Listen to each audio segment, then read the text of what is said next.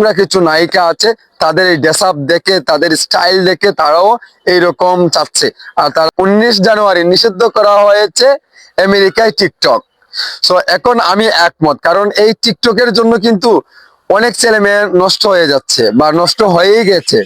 কারণ টিকটকে স্টার বনে যাওয়া আপুরা এমনকি ভাইরা, আপুরা বেশিরভাগ দেখেন যে মেয়েটি মানে চামড়া বাস পড়ে গেছে, সেই মেয়েও কিন্তু নীল পরি লাল পরি দিয়ে আইডি খুলে তার সৌন্দর্যটা দেখায় তার ফিল্টারের মাধ্যমে। টিকটকে যে ফিল্টার গুলো ইউজ করা হয় এগুলা দিয়ে কিন্তু ভাইরাল হয়ে কিন্তু ছেলেদের ইমোশনাল নিয়ে খেলে।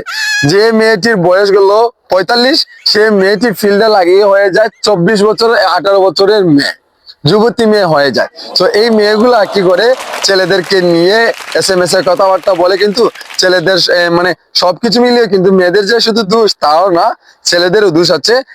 মানে নিষিদ্ধ করা হয়েছে আমেরিকায়, আমি খুশি হয়েছি। এই টিকটকের জন্য কিন্তু অনেক মেয়েরা ছেলেরা নষ্ট হয়ে যাচ্ছে। আমি চাই বাংলাদেশে, আমাদের বাংলাদেশেও যাতে টিকটক নিষিদ্ধ করা হোক। আমার সাথে আপনারা একমত যদি থাকেন তাহলে কমেন্টে বিস্তারিত আপনাদের আলোচনাটি একটু জানাবেন, আপনাদের মহামূল্যবান মতামতটি। সো এই টিকটকের কারণে দেখবেন, আপনি দেখেন এখন 100%-এর মাঝে ভাই 99% মোবাইল হাতে হাতে হাতে হাতে, মানে ছোট বড় সবার কাছে আছে। মানে টিকটক যে নাই এমন কোন মোবাইল আপনি পাবেন না, এটা কম, মানে 100-র মাঝে 1% হতে পারে। সো নইলে ভাই মানে 1% মাঝে আছে ভাই। সবকিছু মিলিয়ে কিন্তু টিকটক এমন কোন মোবাইলে নেই বললেই চলে, একদম ছোট থেকে বড়। সো এরা কি শিখছে? নোংরা ডান্স দিচ্ছে, নোংরা ভাবে চলাফেরা করছে, নোংরা ড্রেস আপ করছে, নোংরা ভাবে ভিডিও মেকিং করছে, নোংরা ভাবে হাঁটছে, মানে গায়ে উন্না নেই, তারপরে মানে ইত্যাদি ইত্যাদি। সো এই ধরনের কথাগুলো বলতে চাচ্ছি না।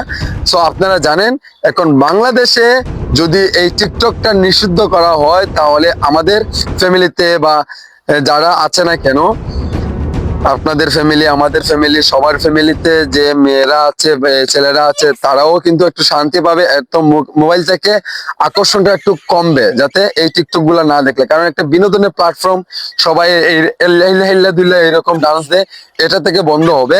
আর ছেলেদের নজর কম পড়বে, আর মেয়েদেরও তাদের পর্দায় রাখা উচিত।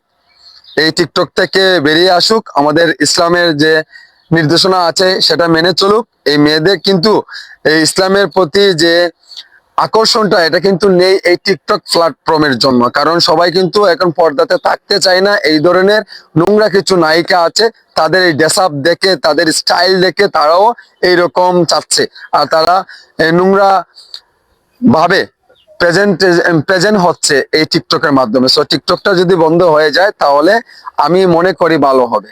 সো আপনারা কি বলবেন সেটা আপনাদের মতামতটা জানাবেন।